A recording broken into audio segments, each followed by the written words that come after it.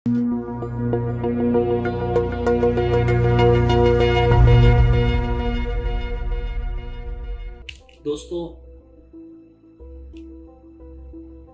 मैं हूं संजय। आप सबसे आज ईद के दिन बहुत महत्वपूर्ण विषय पर चर्चा कर रहा हूं और आप सब भली भांति अवगत हैं कि आज पूरी दुनिया कोरोना जैसी महामारी से ग्रसित और परेशान है। इसके कारण जो स्थिति है वो स्थिति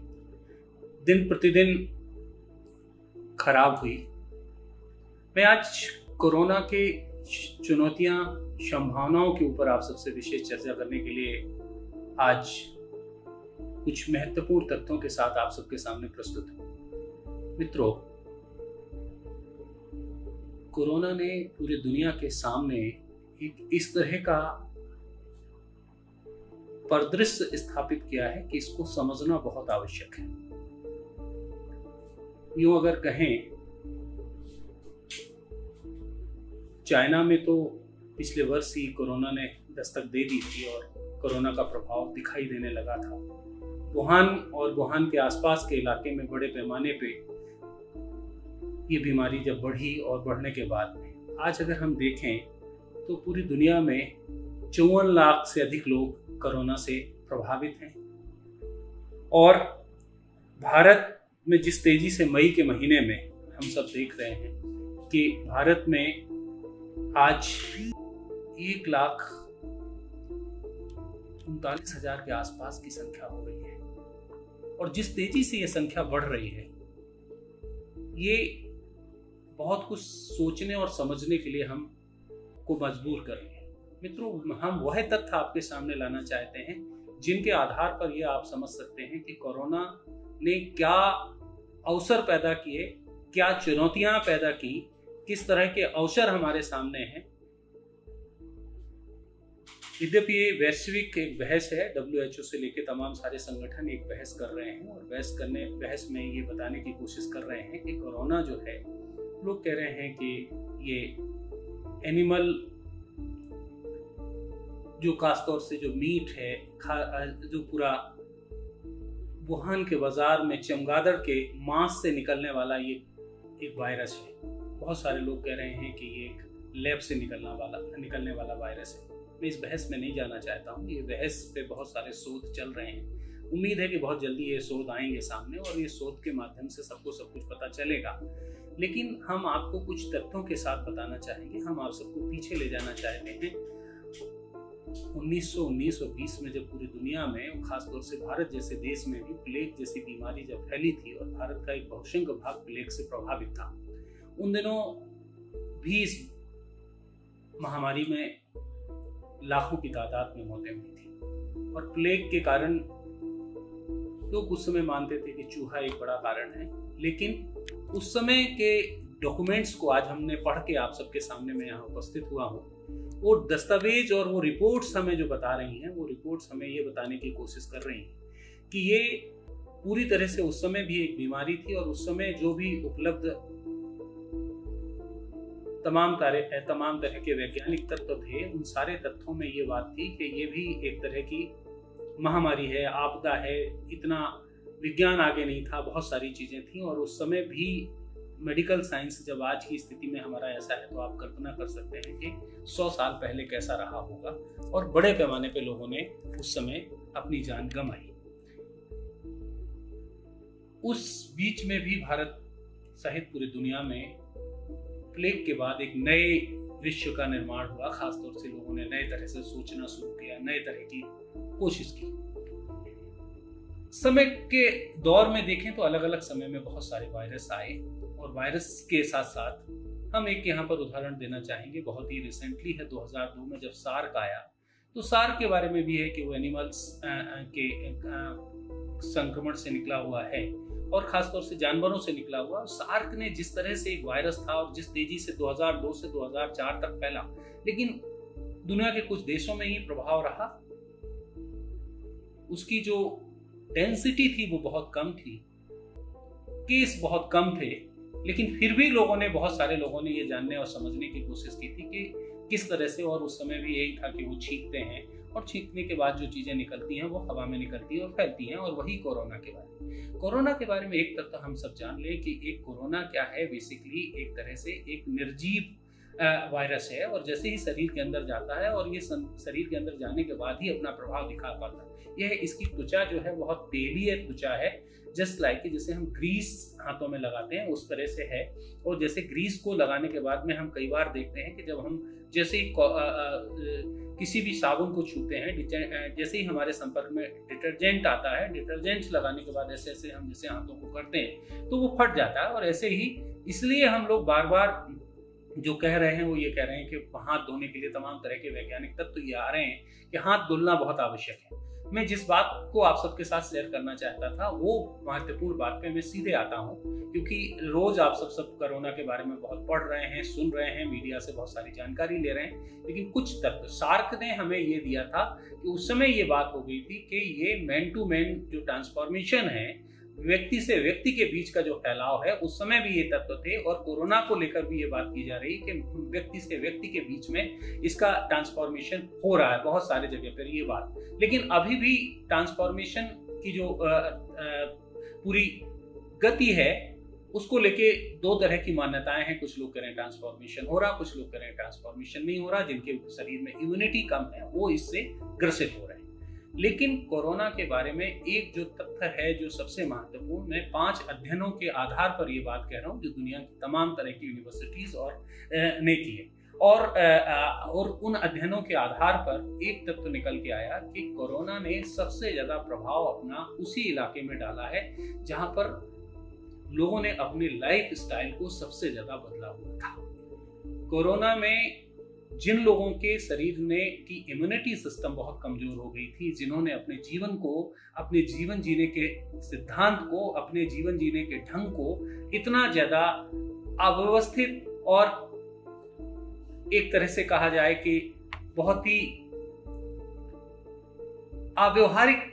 जीवन बना लिया था, कब क्या खाना, कब क्या सोना, क्या करना, इस तरह के लोगों के बीच में अगर आप देखें तो कोरोना ने सबसे ज्यादा प्रभाव डाला वो शहरों में डाला। और शहरों में भी डालने के बाद उन शहरों में डाला कि जहां पर अमेरिका में न्यूयॉर्क जैसी सिटी सबसे अधिक प्रभावित हुई, जो अपने आप में संपन्नता को लेकर इंडेक्स ऑफ जो हैप्पीनेस भी जिस इलाके में बहुत था, और इंडेक्स ऑफ प्रॉस्पेरिटी भी बहुत उस इलाके में है। तो ये सारे चीज़ों के बाद में वहाँ सबसे ज़्यादा प्रभाव इसलिए डाला कि लोगों ने अपनी जीवन शैली को बहुत अधिक जो एक मानवीय मूल्य और एक प्रकृति के साथ उसका जो संबंध है वो नहीं है। मैं सीधे तौर पे अगर आपको बताना चाहूँ तो जहाँ जहाँ पे भी पर्यावरण के ऐसे लोगों ने अपनी दूरी बनाई, लोगों ने अपने प्राकृतिक जो हमारे जीवन जीने की शैली है उस जीवन से जीने की शैली की जगह अव्यवहारिक रूप से अपनी जीवन शैली को जीने की कोशिश की, उनके ऊपर सबसे अधिक कोरोना का प्रभाव देखने को मिल रहा है। अब आप ये कहेंगे कि भारत में धारावी जैसी जगह में भी हो रहा है जहाँ पे मजदूर रहते हैं, बहुत सारे जगह पे रहते हैं। निश्चित तौर से एक जो तथ्य निकल के आया, पहला तत्व तो ये है कि जिन लोगों ने अपने शरीर को का जो एक बिल्कुल एक वैज्ञानिक और एक जिसे पंच महाभूतों से मिलकर हमारा जैसे शरीर बना, वैसे शरीर के लिए आवश्यक है उसको क्या खाना चाहिए, किस तरह से कब सोना चाहिए, कब जगना चाहिए, कितना उसको काम करना चाहिए और कितना उसको परिश्रम करना चाहिए शरीर के लिहाज से, ये सारी चीजें आज आप देख रहे हैं कि ऐसे लोगों पे संक्रमण सबसे कम दिखाई दे रहा है। सबसे कम संक्रमण है कि जिन्होंने अपने शरीर को, इम्यूनिटी सिस्टम को ठीक रखा है, अपने जीवन जीने के शैली को ठीक बना के रखा है, अपने को प्रकृति के साथ जोड़ा है, अपने को योग और प्राणायाम और तमाम तरह की आयुर्वेदिक और जिसको हम आज की डेट में आयुष कह रहे हैं, इस तरह की चीजें जिन्होंने ली हैं, निश्चित तौर से उन लोगों ने, उनके जीवन में कोरोना का संकट सबसे कम है। दुनिया के जिन देशों में सबसे ज्यादा नुकसान हो रहा है वहां पर यही हो रहा है कि उन्होंने इन सारी चीजों से अपने को दूरी बना के रखी। और दूरी बनाने के बाद में जापान में एक यूनिवर्सिटी है, इंटरनेशनल यूनिवर्सिटी है, सौभाग्य से मुझे भी वहां जाने का मौका मिलता रहा है। आप सब जानते होंगे कि एक इंटरनेशनल क्रिश्चियन टोक्यो यूनिवर्सिटी है और ये रखा है, वो बहुत ही साफ रखा है कि जिन लोगों ने अपने जीवन जीने को बहुत अव्यवहारिक बनाया, एक तरह से लाइफ स्टाइल्स को दूषित किया, उन सब के ऊपर कोरोना का प्रभाव ज्यादा पड़ रहा है। वनस्पति वो लोग जो अपने जीवन को जीने के लिए एक सिद्धांत के आधार पर जीते हैं, एक तरह से उन्हें अपने जीवन को जीने के लिए उन्होंने कुछ मूल्यभूत अपने मानक तय किए हैं और उन मानकों के आधार पर वो जीने की कोशिश कर रहे हैं। मित्रों, एक तरह से दूसरा एक तो ये है कि जिन्होंने अपने जीवन जीने के सिद्धांत को, दूसरा एक ये है कि सफाई का महत्व है। मैं आप सबसे इस आज की वार्ता में विशेष तौर से अपील करना चाहूंगा कि न्यूनतम 10 बार हाथ जरूर धोएं। कई बार लोगों को लगता है कि मैं ऑफिस में बैठा हूं, क्यों बार बार हाथ धोऊं, क्यों इतना सारी करूं, लेकिन 10 बार से कम, ये भी अध्ययन बहुत स्पष्ट रूप से आ गया है कि अगर हम 10 बार हाथ धोते हैं साबुन से और ठीक ढंग से साबुन धोते हैं, डिटर्जेंट का विशेष महत्व है इस अवसर पर, और डिटर्जेंट के आधार पर अगर हम इसको धोते हैं तो निश्चित तौर से हम 35% संक्रमण को कम कर देते हैं। मेरी बड़ी चिंता है कि गांव के स्तर पर वॉश बेसिन नहीं है, हाथ धोने की प्रथा बहुत कम है, लोग खाना खाने से ही पहले हाथ धोते हैं या सोच के बाद हाथ धोते हैं। ऐसे जगह पे मैं एक दिन एक वीडियो देख रहा था, हमारे सहयोगी हैं वेल्थ हंगर हेल्पे के लोग, उन लोगों ने एक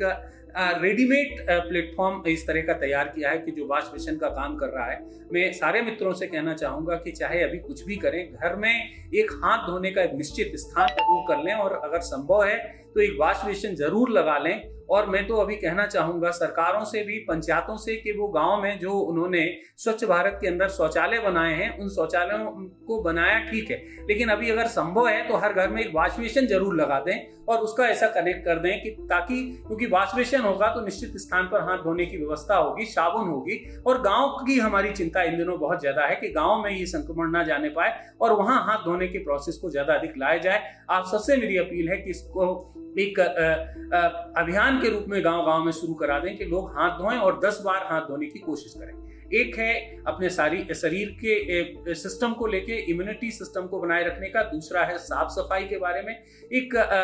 अध्ययन और है जो अब आया है, बहुत सारे लोगों ने कहा है कि जितना गंदा पानी है, खासतौर से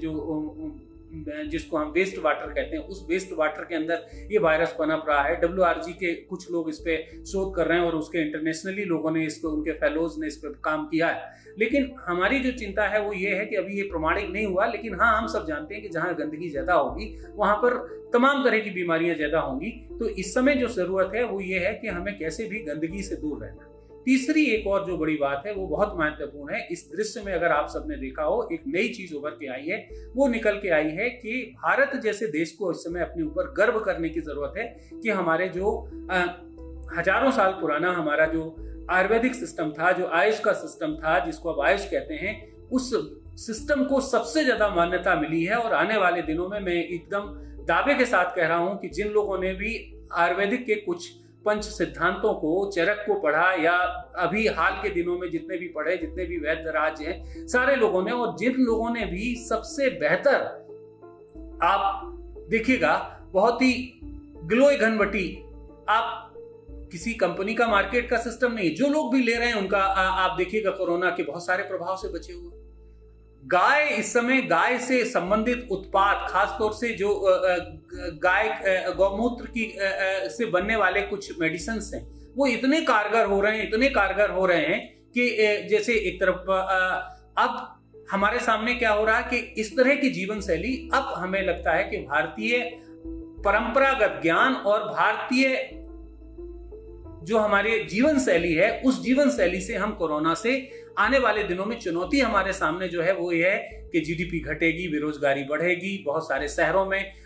लोग पलायन करके गांव आएंगे, गांव के लोगों को रोजगार नहीं है, और तमाम तरह की सरकार के ऊपर एक तरह से असंतुलन होगा। और असंतुलन में हम देखेंगे कि निश्चित तौर से कि ये जो हमारा समावेशी विकास का सिद्धांत है, उस समावेशी विकास के सिद्धांत में ये असंतुलन ये होगा कि गांव में लोग ज्यादा होंगे, शहरों में कम होंगे, खासतौर से कामगार लोग। अलग अलग तरह से डेटाज आ रहे हैं। अभी कल हम एक अध्ययन को पढ़ रहे थे, उस अध्ययन में हो रहा था कि 9 करोड़ लोग इस समय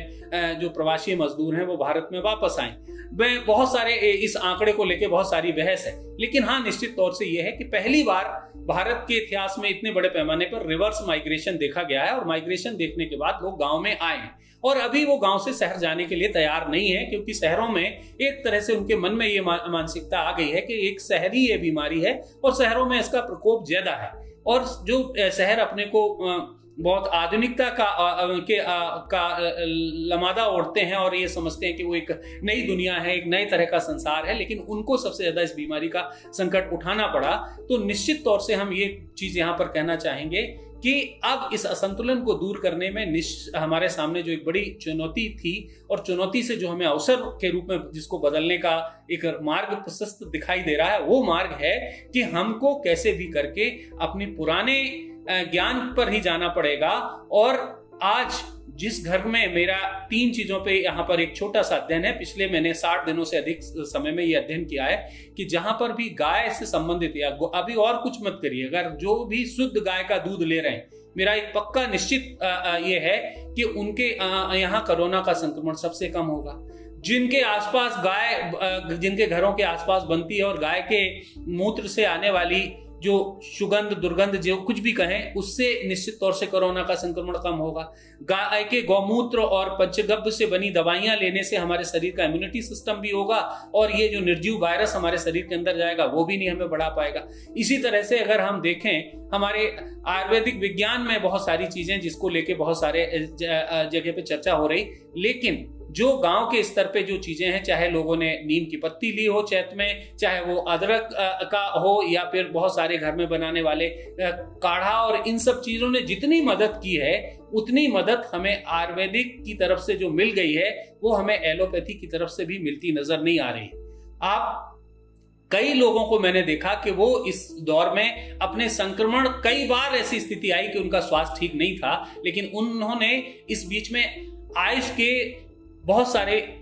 जो परंपरागत ज्ञान के आधार पर कुछ दवाइयां हैं उनका उपयोग किया। इसलिए हमें आयुर्वेदिक की तरफ जाना ही पड़ेगा और अपने जीवन शैली में आयुर्वेदिक को अपनाएं। और दूसरा यह है कि हम अपने शरीर को इस तरह के संक्रमण से, ये कोरोना अभी बहुत जल्दी जाने वाला नहीं। जैसे हम देखें, सार्क 2002 में आया, 2004 में लास्ट में उसका अंतिम केस रिपोर्ट हुआ था और ये 2004 के बाद नहीं दिखाई दिया। तो आप अभी ये मान के चलिएगा कि ये केसेस पूरे दुनिया में जिस तरह से हैं और जिस तरह से ये केस रहेंगे, यद्यपि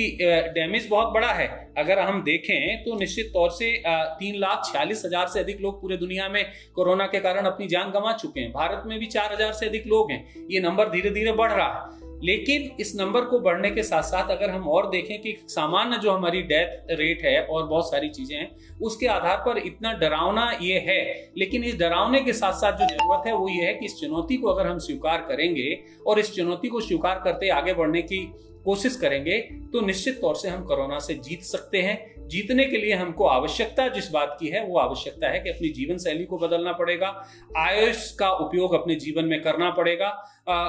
गाय जैसी हमारी जो परंपरागत स्तर पर जो सबसे ज्यादा उपयोगी जिसको हम मानते हैं, उसको वैज्ञानिक दृष्टि से हमें निश्चित तौर से गाय के उत्पादों की तरफ जाना पड़ेगा। और आखिरी बात मैं और कहना चाहूंगा कि जो लोग भी केमिकल के बिना जैविक सब्जियां ले रहे हैं या जैविक अनाज ले रहे हैं, उनके अंदर भी कोरोना के संक्रमण को कम देखने की कई शोधों के आधार पर प्रारंभिक डेटाज आए हैं, जिनके आधार पर यह कह सकते हैं कि इस तरह से यदि हम हरी सब्जी बहुत खाते हैं और हरी सब्जी खाने से निश्चित तौर से हमारा जो शरीर का एक पूरा ढांचा है उसके लिए वो उपयोगी होगा। एक बड़ी बहस है कि लोग कह रहे हैं कि मांसाहारी लोगों में ज्यादा संक्रमण है, शाकाहारी लोगों में कम है। ये एक बहस है, मुझे लगता है कि इस बहस को, लेकिन हाँ इतना निश्चित है कि जिस तरह से भारतीय मूल्य है और दुनिया के दूसरे देश भी इस बात को स्वीकार कर रहे हैं कि शाकाहारी भोजन और वो भी केमिकल विहीन भोजन अगर हम करेंगे, हमारे शरीर की रोग प्रतिरोधक क्षमता ज्यादा रहेगी और ज्यादा रहने के कारण हम कोरोना जैसी महामारी से जीत सकेंगे। अब मैं बहुत संक्षिप्त में अपनी बात को खत्म करने की तरफ बढ़ रहा हूं। मैं समझता हूं कि ये निश्चित एक प्रमाणिक हो गया है कि आने वाले समय में हमें कोरोना के साथ ही जीना पड़ेगा और कोरोना के साथ हमें एक लाइफ में, लंबे लाइफ अपने एक लंबे दौर के में अपने शरीर को उसी हिसाब से ढालना पड़ेगा। तो अगर हम इसमें देखते हैं तो हमारे सामने जो है वो ये है कि हमें अपनी जीवन शैली को बदलना पड़ेगा। जीवन शैली को बदलना पड़ेगा, निश्चित तौर से हमें शारीरिक श्रम ज्यादा करना पड़ेगा, चाहे वो हम घरेलू काम करने की कोशिश करें या नहीं कर सकते हैं तो निश्चित तौर से जो हमारे प्राणायाम, योगा, ये शारीरिक श्रम करना बहुत आवश्यक है। भोजन की पद्धतियों में अपने परिवर्तन करना पड़ेगा हमें। भोजन की पद्धतियों में अगर हम परिवर्तन करते हैं तो निश्चित तौर से हमें फायदा होगा। तीसरा यह है कि साफ सफाई पर ज्यादा ध्यान देना पड़ेगा, हाथ धोने की कोशिश ज्यादा करनी पड़ेगी। पुरानी कुछ चीजें हैं कि जिनके आधार पर तुलसी, गिलोय और अश्वगंध और दालचीनी, लौंग, ये तमाम तरह की चीजें, अदरक, हल्दी, जो हमारे घर के अंदर उपलब्ध हैं, उनका उपयोग करके हम इस बीमारी से बच सकते हैं। साथ ही साथ एक और जो बहुत बड़ा है वो निश्चित तौर से है कि हम अब जिस तरह से हमने अपने जीवन में, ये बीमारी ने हमें इस बात के लिए संकेत दे दिया है कि अगर हमें जिंदा रहना है तो हमें अपने पर्यावरण को ठीक रखना पड़ेगा। 3 बड़े अध्ययन इस दुनिया में अभी तक आए हैं पिछले 4-5 महीने में, लेकिन अभी पिछले 15 दिनों में 3 बड़े अध्ययन आए हैं कि जहां पर भी पर्यावरण ठीक है, जहां पर चौड़ी पत्ती के पेड़ अधिक लगे हुए हैं, उस इलाके में कोरोना का संक्रमण कम देखा गया है। मैं इस बात को प्रमाणित करने के लिए आप सबको बताना चाहूँ, मैं बहुत एक छोटी सी जगह में, हम लोग जहाँ हमारा झांसी शहर के अंदर में परिसर है, उस छोटे से परिसर में करीब 40-50 पेड़ लगे हुए हैं। उस पेड़ों में सभी तरह के पेड़ हैं और इस बीच में बहुत सारी जगह पे हम लोगों ने देखा कि कम्युनिटी किचन चल रही है, हमारे ऑफिस के अंदर चलती रही, उसके कारण बहुत लोगों का आना जाना था, बहुत सारे लोग आए गए। लेकिन उन सब के बीच में एक तरह से जो वातावरण में, खासतौर से जहाँ पे ऑक्सीजन ज्यादा होगी, जहाँ पर सकारात्मक और खास होगी, उस तरह पे उन जगहों में कोरोना का संक्रमण कम है। और इस बात को मैं अपने अध्ययन के आधार पर, हमने जो ये अध्ययन 60 दिन के अंदर किया, उसके आधार पर हम कह सकते हैं कि हमें पर्यावरणीय संतुलन को ठीक रखने के लिए अधिक से अधिक अभी से सचेत होना पड़ेगा। जितने अधिक हम पेड़ लगाएंगे, जितना अधिक हम अपने पर्यावरण को ठीक रखेंगे, उतना ही प्रभाव इस तरह के वायरसेस का कम होगा। आने वाले समय में वायरस इसी तरह से और भी आएंगे। तमाम तरह की चुनौतियां हमारे सामने हैं। अभी एक छोटे से वायरस ने मात्र 1 किलो के आसपास वायरस रहा होगा, इससे भी कम, कोई ऐसे नहीं, और उसने पूरी दुनिया को लॉकडाउन कर दिया। आप कल्पना करिए, इतनी बड़ी दुनिया को लॉकडाउन कर दिया, और इतनी बड़ी दुनिया को लॉकडाउन करने के बाद आज तो कहीं ना कहीं हमें इस बात को सोचना पड़ेगा कि कुछ हमें ऐसे भारतीय ज्ञान तंत्र के आधार पर और पर्यावरणीय संतुलन के आधार पर इस तरह के वृक्षों को लगाना होगा, इस तरह की औषधियों को बढ़ाना होगा कि जो इस तरह के वायरस को, अपने के प्रभाव को स्वतः कम करने में कारगर हो सके। बहुत सारे वैज्ञानिक इस पर शोध कर रहे हैं, ICMR और तमाम तरह के भारत के अंदर और दुनिया के तमाम विश्वविद्यालय और शोध संस्थान इसमें लगे हैं। लेकिन एक सामाजिक कार्यकर्ता होने के नाते मैं ये मानता हूँ कि जहाँ पर भी हम अधिक से अधिक वृक्ष लगाएंगे और वृक्ष में खासतौर से चौड़ी पत्ती के पेड़ लगाएंगे, वहाँ पर इस बीमारी का प्रकोप बहुत कम होगा। और जो व्यक्ति भी अपने को परंपरागत, अपना जो हमारा जीवन दर्शन है, जिसके आधार पर एक सोने का निश्चित समय है, जगने का एक निश्चित समय है, भोजन का एक निश्चित समय है, क्या ऋतु के आधार पर खाने का एक निश्चित चीजें हैं, इन तत्वों के आधार पर जिएगा तो निश्चित तौर से मैं मान सकता हूँ कि उसको एक कोरोना जैसी महामारी से डरने की जरूरत नहीं है, घबराने की जरूरत नहीं। इनके साथ ही वो अपने जीवन शैली को जी सकता है, इन्हीं के साथ अपने जीवन शैली को आगे बढ़ा सकता है। छोटे बच्चे और बुजुर्ग लोगों का जो सवाल है, उस स्तर पे भी अगर हम देखें तो बहुत सारे जगह पे हमें लगता है कि उनके अंदर भी हमें उनके भोजन के शैली को उस तरह से बदलना होगा, उनको उस तरह की हमें आयुर्वेदिक दवाइयों को ज़्यादा प्रयोग करना पड़ेगा और आयुष के द्वारा दी गई एडवाइजरीज जारी करनी पड़ेंगी। इस समय बाजार में बहुत सारी कंपनियों ने अपना एक इम्यूनिटी किट जारी कर दिया। अब इम्यूनिटी किट जो जारी किया है, इम्यूनिटी किट जारी करने से ज़्यादा अच्छा है कि घर की हमारी रसोई वैसे ही इम्यूनिटी किट के रूप में, उसमें जो हम मसाले खाते हैं वो सब के सब हमारे जीवन के लिए बहुत उपयोगी हैं। और भारत में तो यह सौभाग्य से यह अवसर है कि जहाँ पे हम इतने सारे मसाले खाते हैं कि जो हमारे निश्चित तौर से हमारे शरीर की रोग रोधी क्षमता को बढ़ा के रखता है। तो मित्रों, भारत में अभी बहुत अवसर हैं जिसके आधार पर हम इसको बीमारी को कम कर सकते हैं। चलते चलते आखिरी बात जो मैं कहना चाहूँगा कि बेरोजगारी बहुत लोग कह रहे हैं, ये लोगों का एक दर्शन है कि, लेकिन मैं बता रहा हूँ कि भारत में जिस तरह से एक ये संकट है, चुनौती है, उसी तरह से अवसर ये है कि पूरे दुनिया के अंदर भारत एक ऐसा देश है जहाँ पर उपलब्ध हमारा जो हजारों साल पुराना आयुर्वेदिक का ज्ञान है, उस ज्ञान के आधार पर हम पूरी दुनिया को एक दर्शन और एक दिशा दे सकते हैं और इस तरह के उत्पाद भी ला सकते हैं और इस तरह की जीवन शैली भी ला सकते हैं कि जहां पर हम पूरी दुनिया का ध्यान आकर्षित कर सकते हैं और यहाँ पर उन उत्पादों के मार्केट की अपार संभावना है। मेरी अभी कल एक स्विट्जरलैंड में रहने वाले एक मेरे मित्र से बात हो रही थी। उनसे मैंने पूछा कि क्या होगा भारत की तरफ, तो उन्होंने कहा कि आपको क्या लगता है जैसे इंटरनेशनल फ्लाइट शुरू होंगे भारत लोग ज़्यादा से ज़्यादा आना चाहेंगे। मैंने पूछा क्यों आना चाहेंगे, तो उन्होंने कहा कि पूरे दुनिया में लोग मानते हैं कि भारत में अभी भी ऐसी स्थिति है कि वो कोरोना जैसी बीमारी से लड़ने में उनके यहाँ जो जीवन शैली है, जो ज्ञान तंत्र है, उसके आधार पर अधिक से अधिक लड़ सकते हैं और जितना भारत में डैमेज कम देखने को मिल रहा है दुनिया के स्तर पे, लोग इस तरह से मान रहे हैं। तो हम ये मानते हैं कि अभी भी वैश्विक स्तर पर हमारे जो ज्ञान तंत्र है, हमारे जो उपलब्ध और हमारे जो जीवन शैली के और जो हमारे भारतीय दर्शन के मूल्य हैं और उन मूल्यों के प्रति लोगों की आस्था ज़्यादा है। इसलिए अवसर के रूप में अभी अगर ये सब चीज़ें सामान्य होती हैं तो 6 से 7 महीने में एक तरह से बाहरी लोगों का आकर्षण भारत की तरफ ज्यादा होगा। लोग अधिक आना चाहेंगे, लोग अधिक हमसे सीखना चाहेंगे और हमको अधिक सिखाने के लिए जरूरत है कि हम अपने पर्यावरण को ठीक रखें, हम अपनी नदियों को ठीक रखें, हम अपने यहाँ के जो यहाँ का एक जलवायु तंत्र है उस तंत्र को ठीक रखने की कोशिश करें और जो हमारे नदी और तालाब हैं उन सब में हम सब जानते हैं कि बीओडी जो है, किसी भी पानी में जब भी ज्यादा बीओडी की मात्रा होती है तो निश्चित तौर से हम मानते हैं कि वो पानी उतना ही गंदा होता है और वो उतना ही